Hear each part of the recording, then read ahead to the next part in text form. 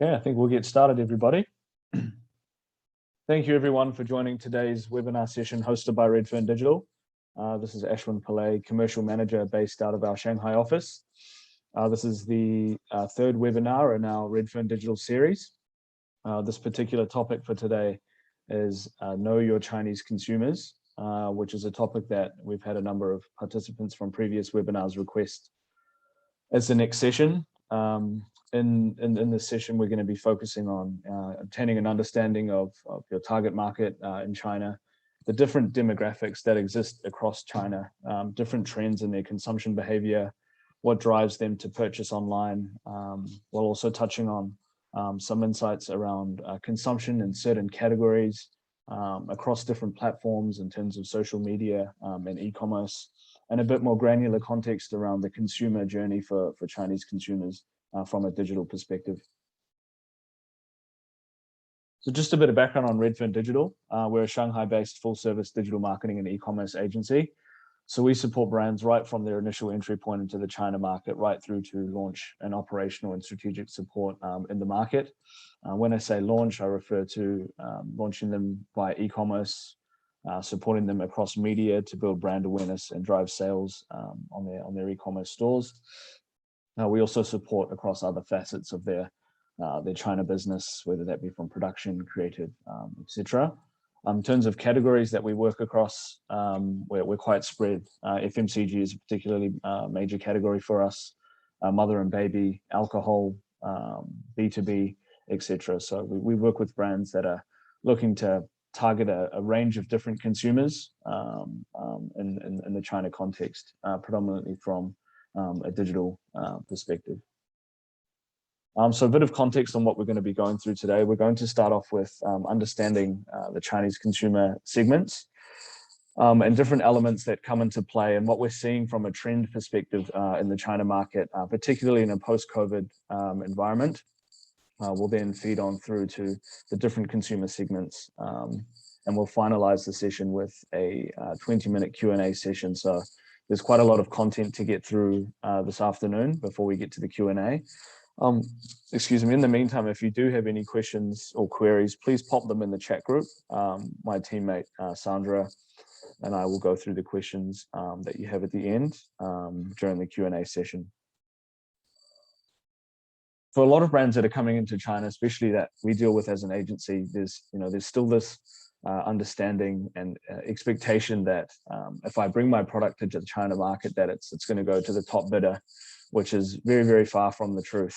China is definitely the most segmented and culturally dynamic market around the world. And there are a lot of different factors that brands need to consider when they're making a market entry push into China, from both a brand and product perspective.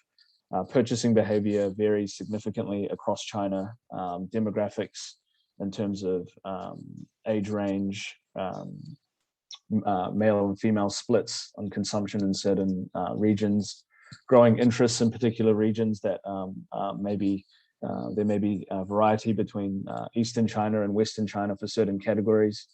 There is quite a large disparity in income level around China. Obviously, a lot of brands are very focused on tapping into the tier 1 city opportunity, but need to be very mindful of the fact that the growth of tier 2, 3, and 4 cities is becoming very significant for brands coming into market, particularly with the growth in digitization and the development of e-commerce in China, making e-commerce so much more accessible to consumers in different regions around China and of differing income levels. Profession, again, when you're looking at different tiers of city, profession and income level sort of go hand in hand, and knowing your target consumer's profession, their lifestyle, their way of life, and understanding what drives their purchasing behaviors is very important. City tier, which I'll go into a bit more detail later in the webinar, has a significant impact on where you should be targeting in terms of a brand and product perspective. And then brand and product category. A lot of assumptions are made by brands before they get to market that the product's going to be consumed in a certain way like it is back in its home country, which is simply not the case. And I will touch on some insights and some methodologies that RedFern Digital uses as an agency to help brands to really understand where they sit in the market from a consumption, from a positioning and product understanding perspective. Jumping into some of the key questions that brands need to ask themselves before they come into China market. The key one being, who are my target consumers? China being such a vast and dynamic economy compared to a lot of regions around the world, it's really important to know who that target segment is. You can't target the entire population. So generally speaking, an example would be if you're looking at an alcohol brand looking to come to China, or a tea brand looking to come into China. There are very niche pockets of consumers in major cities that brands can look to target, and understanding where these targets exist, what social media platforms they use, which e-commerce channels they preferably look to purchase on is pivotal. What functions or features do they want from my product? Now, this is a point that's particularly important, especially from an e-commerce perspective. The way Chinese search behavior is different from the West is that a lot of it goes through a e-commerce platform. In the China market, consumers don't search through Baidu, which is the equivalent of Google outside of China.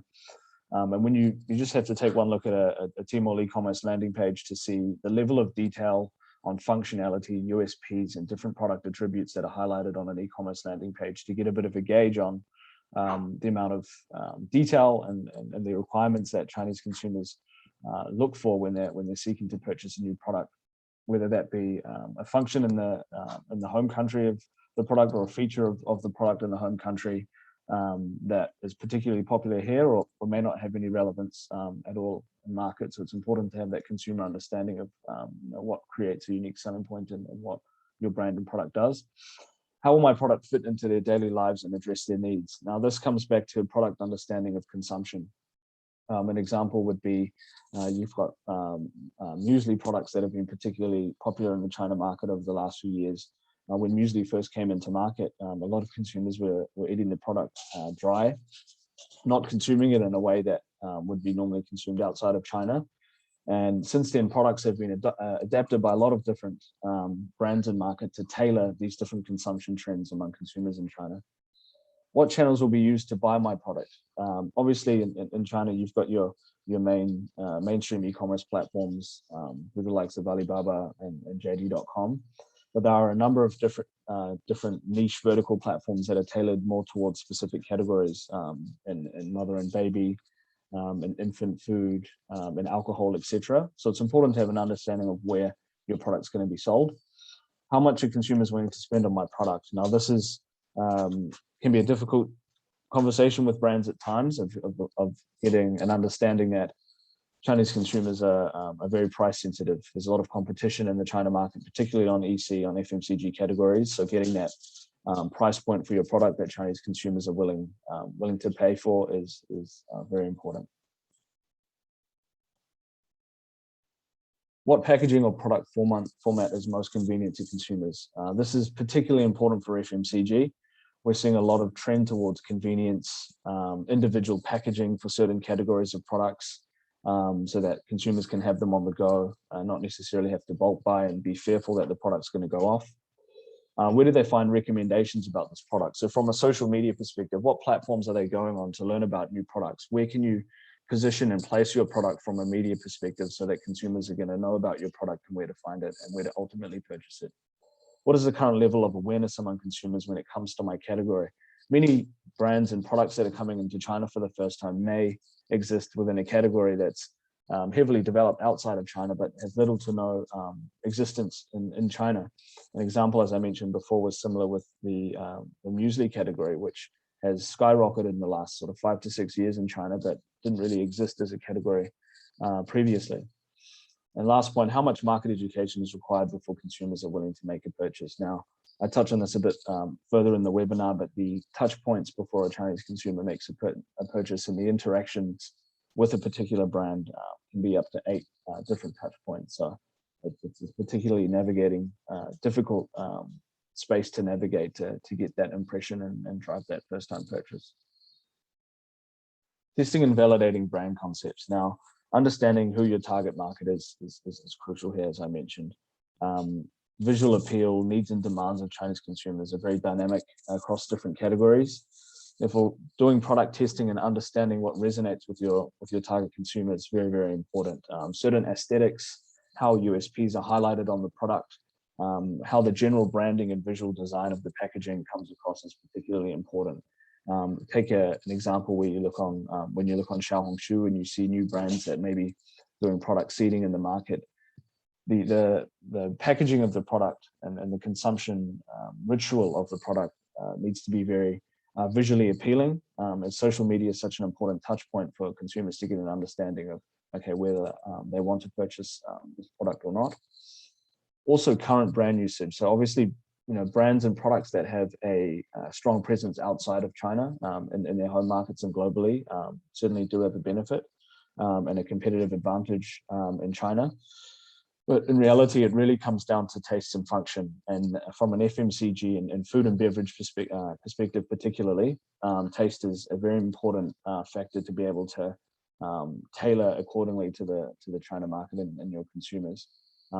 Brands and companies that have the ability to focus on NPD and localization of product and offering in market certainly have a competitive advantage in China, particularly around the innovation that we're seeing with local brands in China over the last few years. For foreign companies to also have that ability to adapt to changing trends in market is particularly important as well. So I'm going to dive into a few insights on what we're seeing, particularly around consumption behavior in a post-COVID environment. Obviously, live streaming e-commerce, particularly live streaming, has become particularly big in China. But when it comes to what's really attracting growth and purchasing, it's e-commerce festivals and platform promotions. We just went through 11/11 in China, which, as I'm sure most of you will know, is the largest shopping festival of its kind in China. And it's really, really focused on driving volume. And it's a very discount-driven culture in China when it comes to e-commerce. Hence the exponential volume that brands will move during 11/11 periods, not necessarily the profits that brands will make during these periods. It's really an opportunity for brands to be able to increase the weight of the store, get sales through the store, comments and good reviews, etc. And for Chinese consumers, it's an opportunity to stock up on products that they would not normally necessarily purchase during the year while they can get them on discount. Digitization, as we are all aware with China's rapid development of their smartphone economy and digitization across all throughout China, this has been significantly faster than the rest of the world, particularly from a B2C perspective across e-commerce. It's quite phenomenal if you observe the spread and reach that the likes of e-commerce platforms such as JD and Tmall have throughout China. This allows brands to have such an opportunity to tap into not only just your tier 1 and your tier 2 cities, but to really get into the tier 3 and 4 markets. And this is where, from a media perspective, it's particularly important to not have a mindset where you're really focusing on particular. Obviously, this depends on category, but it's important not to have a particular mindset that I really want to focus on this city and this part of China, or this certain segment in this tier 1 city. With e-commerce, the opportunity to tap into this wider range of audiences is very strong. Again, touching on usage of smartphones, essentially what really happened with Chinese consumers is there was no formal credit card system. Therefore, once a online and digital payment system came into play, this was panned out very, very rapidly. China has now become a cashless society. So purchasing through e-commerce with your smartphone and making those payments via WeChat Pay and Alipay is it's the norm here. People generally will not use credit cards on e-commerce, and this has really accelerated the growth of digitization in China and smartphone usage. And it's important for brands coming into China to be very conscious of this element, especially if you look at the likes of the development of O2O in China, with chains such as Hema really starting to boom and integrate that O2O experience where consumers can go into the store, they can scan QR codes, and they can learn about the products as they see them while they're walking through the store. They're still able to go home and purchase those products in the future and have them delivered to their houses in 30 or 40 minutes. So it's really important for brands to ensure that the way that they're being represented in China across social media or across e-commerce, that the branding and positioning is where it should be to create that that brand experience with the consumer. So in terms of looking at the split between offline and online in China, at the moment we're seeing a very quick shift into online becoming a lot more pivotal to sales than offline, particularly in a post-COVID-19 environment. We're seeing new consumer graphics pop up that wouldn't have used e-commerce previously prior to COVID, particularly the silver line generation, they call them, or the older urban Chinese consumers who have been forced to utilize e-commerce and that they hadn't been able to go shopping at the local supermarket or grocery store during lockdown periods in China. This is particularly strong for the grocery category, consumer electronics, and household appliances. The growth in consumption power. Now, this is just highlighting the drivers of where China's growth is really going compared to the rest of the world. And it's a question that we get a lot as an agency in this COVID-19 environment that the world is going through, is, how is sort of China's economy and how are we seeing growth developed in a post COVID environment. And China's e-commerce realm is booming. It's growing year on year. We just had 11/11, which obviously the stats aren't out just yet on the performance, but we are expecting significant growth on an annual basis compared to 2020. And we are seeing that due to the development of e-commerce and the growth in tier 3 and tier 4 cities, that e-commerce is just going to become an even more dominant channel for brands coming into market. I'm going to touch on a few insights around different elements of and features of brands and products that Chinese consumers are really looking for when it comes to purchasing products across a number of different categories. This can be FMCG, food and beverage, etc. And some of the trends that we're seeing, particularly from a safety and health perspective, in a post-COVID environment, Chinese consumers have certainly become a lot more conscious of their health and their well-being, taking preventative measures to prevent them from catching potential ailments, and just maintaining a healthier sense of balance in life than previous to COVID. There's been a bit of a trend towards being more meticulous and picky around certain ingredients that they go into certain products. We are starting to see a bit of sentiment towards sustainability and eco-friendly products. However, that hasn't been so reflective in terms of what we're seeing from an e-commerce sales perspective. There is interest, and it's something that is an added value benefit to a brand and product that they are safe and eco-friendly, but it's not yet in China a really big purchasing driver for consumers. Lifestyle, fitness, and health is certainly booming here.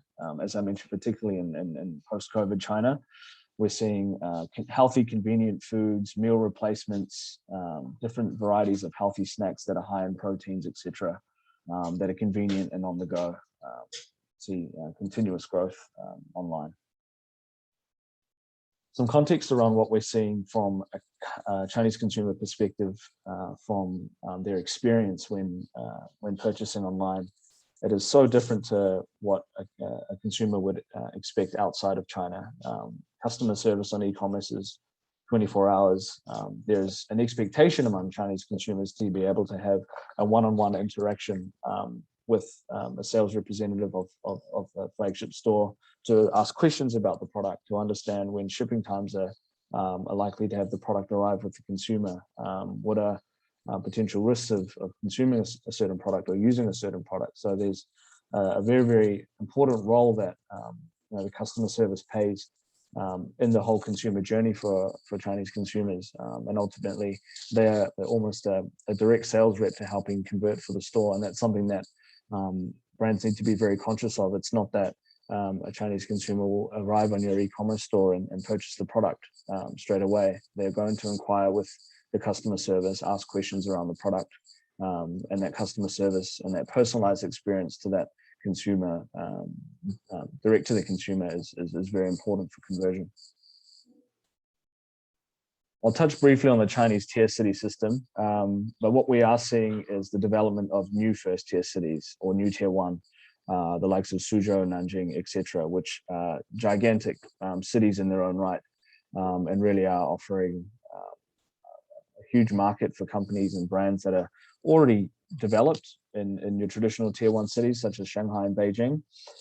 But because these neighboring new first-tier cities are very close to the likes of Shanghai, Beijing, they are opening up a lot of opportunities for expansion of product and brand experience, particularly from an offline perspective.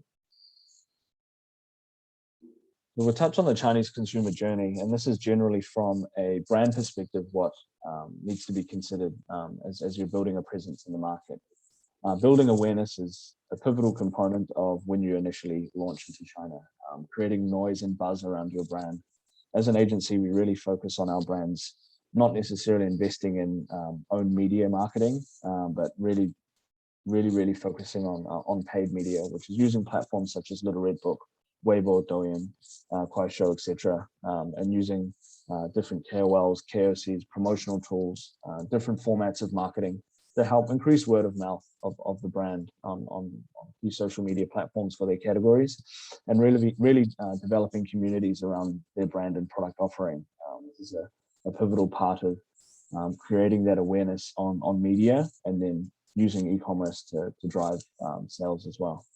It's important to consider that although the Chinese consumer journey does start on e-commerce, if they're looking for a particular product or a product that has a certain function, they may search up the issue that they're trying to resolve. Using media is very important from a consumer perspective to understand what other consumers' experiences have been with a brand or product. How does it compare to other competitors in the category? How does it price on e-commerce compared to other platforms? They'll make comparisons on social media as well. And then generally speaking, once that consumer's bought the product from the e-commerce platform, providing reviews and comments on the experience with the product is an important part of the process as well. And posting reviews on their own media, whether that's on Little Red Book or Weibo, etc. It really is an important and powerful opportunity for brands to really build their awareness and validation in the market. There's still generally a lot of reluctancy across most categories, particularly in food and beverage and the likes of skincare, cosmetics, etc. When it comes to the safety of products, an example would be in the skincare realm.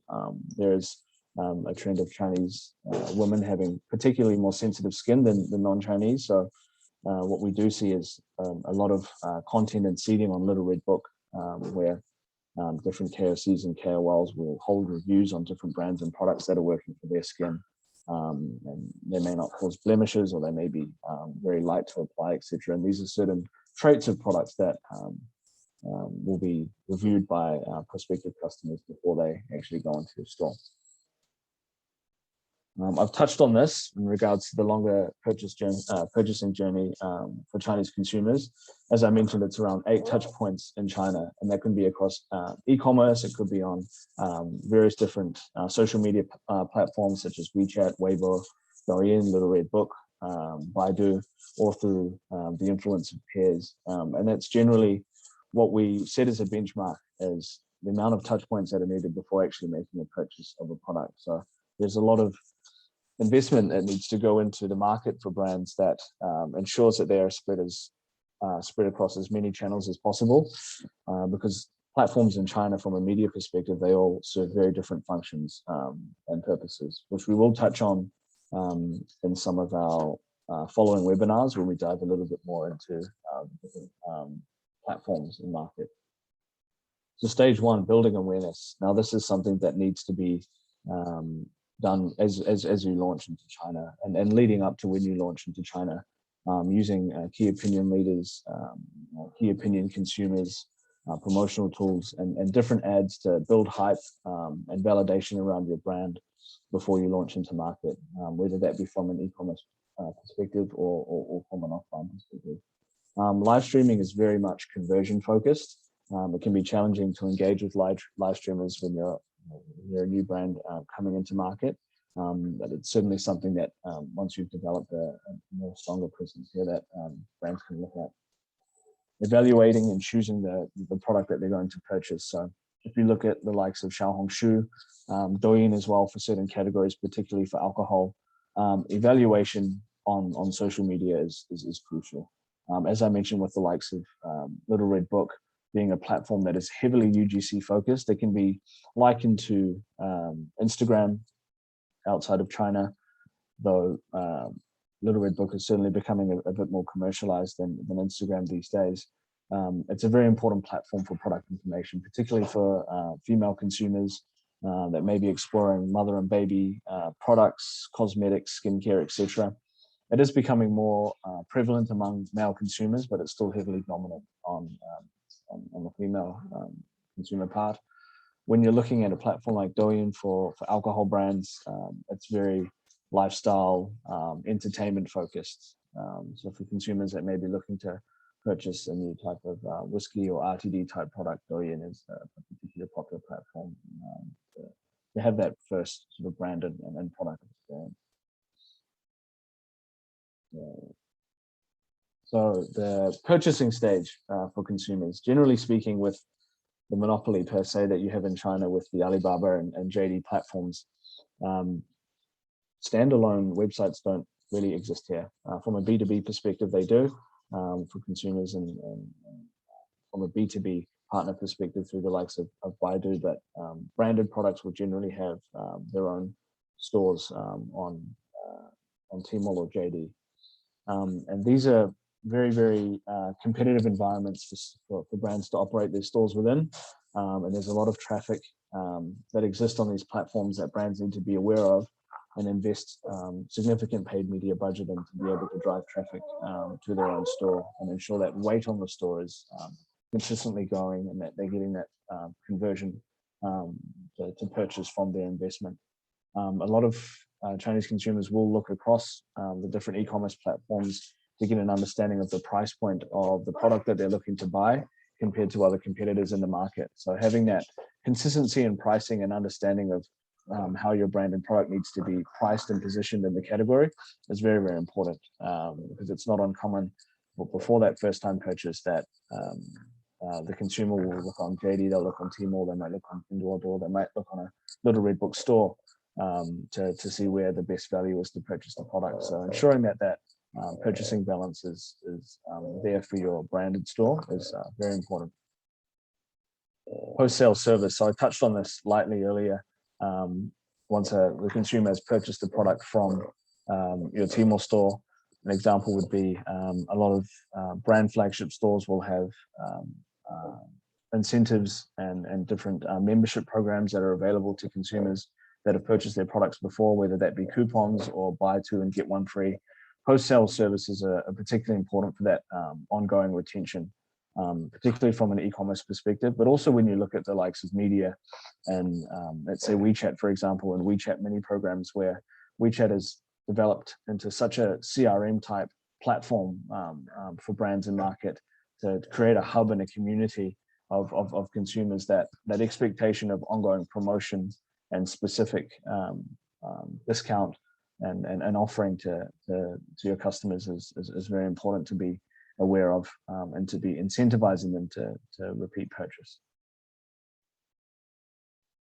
Advocacy. So having that presence in market and developing that voice and that community around your consumers results obviously in word of mouth marketing. And what brands need to be very conscious of is that through that advocacy component and developing that organic traffic and resonance around the brand, you're going to develop organic growth, natural word of mouth across social media, particularly on the likes of Little Red Book, where you've got, you may develop relationships with certain KOCs or KOLs that become brand ambassadors and will advocate for your brand. So it's important to have that component tied into your brand and marketing strategy here for your consumers, because when you look at it from a consumption perspective of different KOLs and KOCs, they really do dictate many of the trends that we see in market.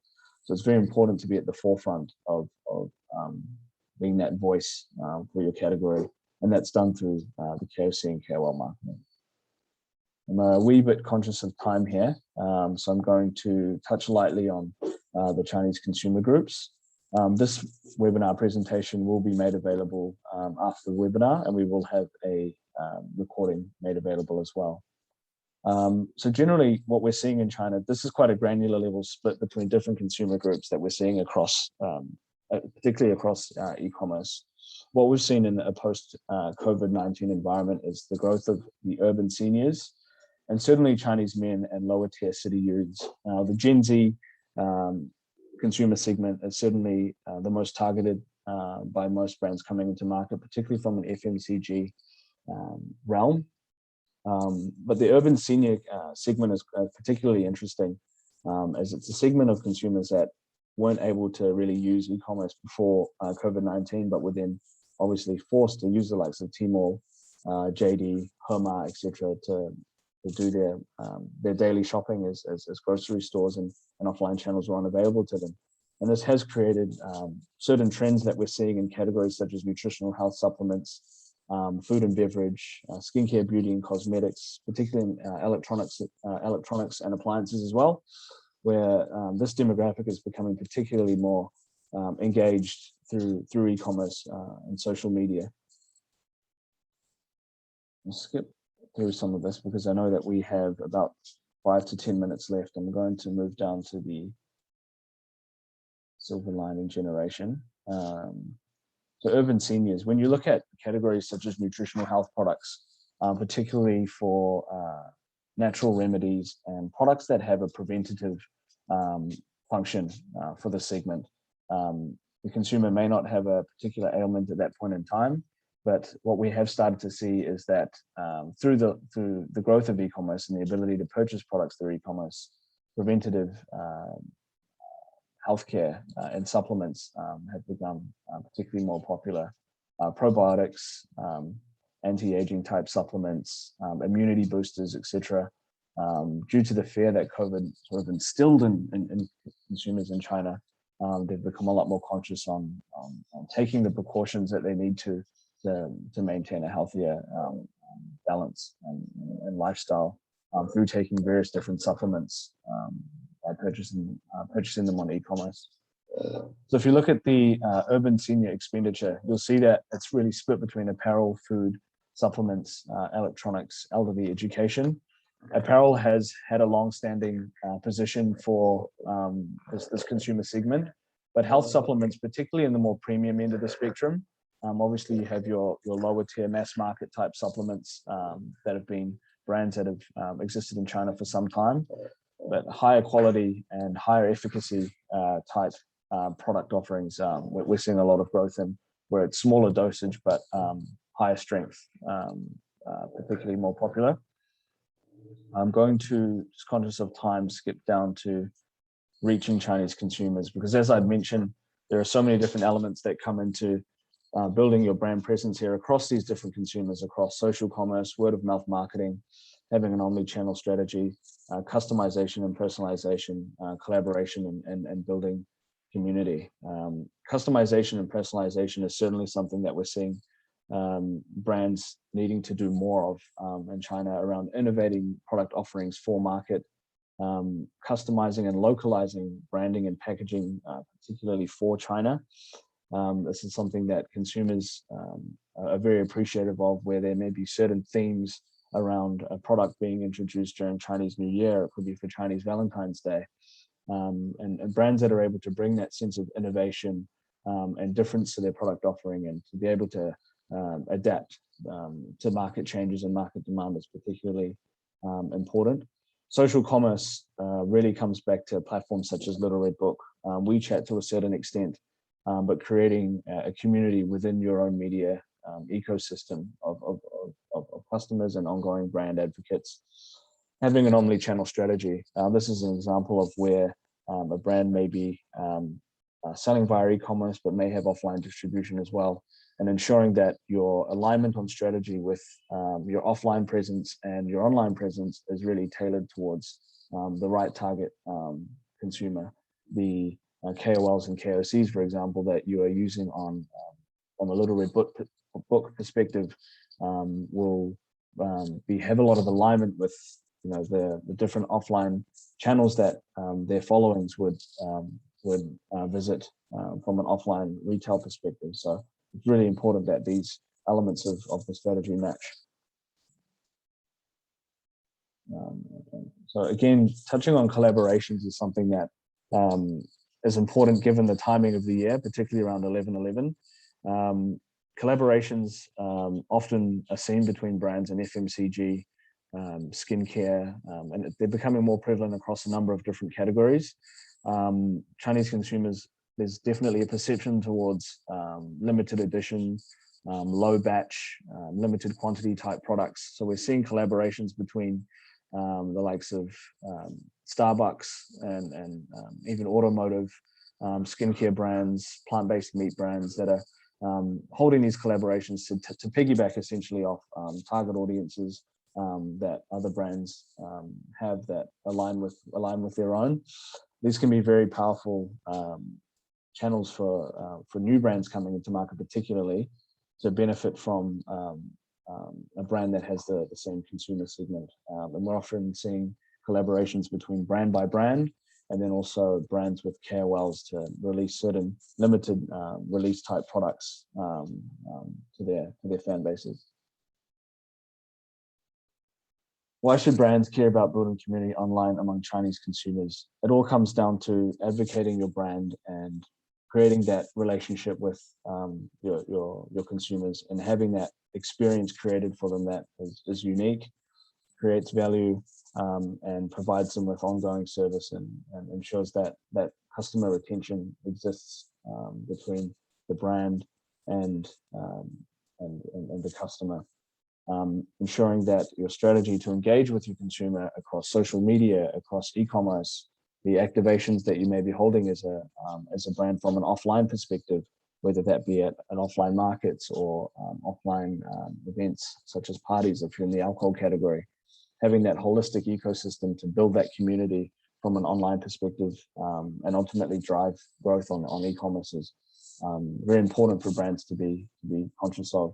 It's not a market where consumers will buy your product once and then naturally they will continue to purchase your product. Chinese consumers are becoming particularly less brand sensitive and less brand loyal, which is resulting in brands needing to do a lot more to engage with their consumer and create that ongoing relationship and purchasing. Okay, feel free to scan our QR code on this slide here. We release content very regularly from our WeChat official account on contemporary insights on China from an e-commerce, media, consumer perspective. We'll shortly be releasing towards the end of this month the next edition of our quarterly magazine, the Red Edition. And we can jump into the Q&A. Great, thanks for the presentation, Ashwin. And just before we jump into the Q&A, I'm just going to let everyone know that after we end the webinar, you'll be redirected to a survey, and it'd be really awesome if you could fill that out. Yeah, so we have had a couple questions come in throughout the webinar, and the first one is, what is the first step to determining who your target audience will be in China? That's a good question. It's really from a first step research of understanding your target consumer. There are a number of different methodologies that brands can use to obtain this information, such as focus groups, quant studies, which I wouldn't really recommend, very difficult to achieve in China.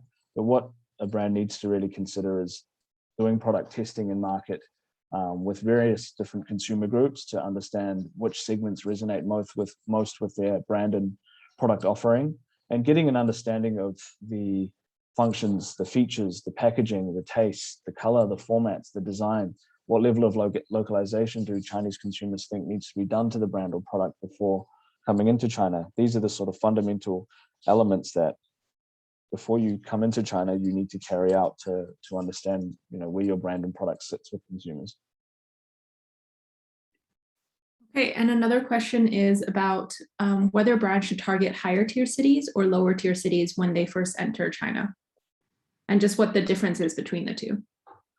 It really depends on the the category that you rest within. With e-commerce, it's really opened up an opportunity for brands to have that spread across your tier 1 and your lower tier cities. That said, for certain product categories, tier 1 cities are naturally the focus. Tier 1 cities, generally speaking, are a good place to start, especially from an offline perspective. Brand education around certain categories that may be new is generally higher. There's higher disposable income in these regions, and they can be a good foundational base to essentially build from, and then sort of develop out your reach into China. What are the differences in marketing and promotional strategies when it comes to different Chinese consumer groups? That's a good question.